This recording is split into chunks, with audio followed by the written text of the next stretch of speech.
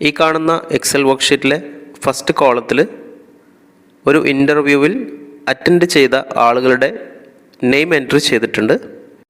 രണ്ടാമത്തെ കോളത്തിൽ ഇൻ്റർവ്യൂ പാസ്സായ ആളുകളുടെ ലിസ്റ്റ് കൊടുത്തിട്ടുണ്ട്.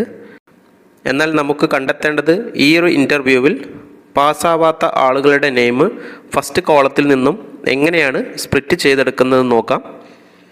എന്നാൽ ഇങ്ങനെയുള്ള സമയത്ത് അധിക പേരും ചെയ്യുന്നത് ഈ ഒരു 2 സെല്ലുകൾ സെലക്ട് ചെയ്ത് കണ്ടീഷണൽ ഫോർമാറ്റിംഗ് എന്നുള്ള ഈ ഒരു ഭാഗം സെലക്ട് ചെയ്ത് ഹൈലൈറ്റ് സെൽ റൂൾസ് എന്നുള്ള ഈ ഒരു ഭാഗത്തെ ഡ്യൂപ്ലിക്കേറ്റ് വാല്യൂസ് എന്നുള്ളത് സെലക്ട് ചെയ്യുന്ന സമയത്ത് ഡ്യൂപ്ലിക്കേറ്റ് വാല്യൂസ് കളർ ചെയ്ത് വരുന്നത് കാണാം.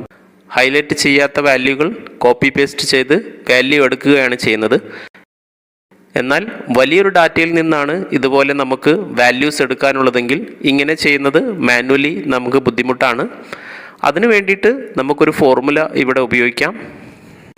വാല്യൂ വരേണ്ട ഈ ഒരു സെല്ല് സെലക്ട് ചെയ്തു, equals to filter function bracket open array എന്നുള്ള സ്ഥലത്ത് നെയിം കണ്ടെയ്ൻ ചെയ്യുന്ന ഈ ഒരു സെല്ലുകളെല്ലാം സെലക്ട് ചെയ്തു, ശേഷം കോമ, അതിനുശേഷം not function bracket open logical എന്നുള്ള ഈ ഒരു ഭാഗത്ത് നമുക്ക് കൗണ്ട് ഇഫ് എന്ന ഫംഗ്ഷൻ ഉപയോഗിക്കാം.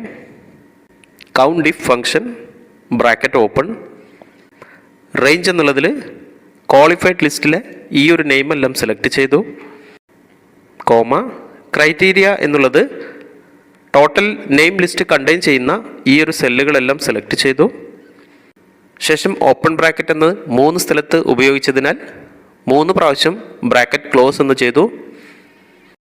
എൻ്റർ എന്ന് കൊടുക്കുന്ന സമയത്ത് ക്വാളിഫൈഡ് ആവാത്ത ആളുകളുടെ നെയിം ലിസ്റ്റ് ഡിസ്പ്ലേ ചെയ്യുന്നത് കാണാം. ഈ ഒരു മെത്തേഡ് നിങ്ങൾക്ക് ഉപകാരപ്പെടുമെന്ന് കരുതുന്നു. എക്സലിനെ കുറിച്ചുള്ള മലയാളം ട്യൂട്ടോറിയൽ വീഡിയോകൾക്ക് വേണ്ടി ഈ ചാനൽ സബ്സ്ക്രൈബ് ചെയ്യൂ.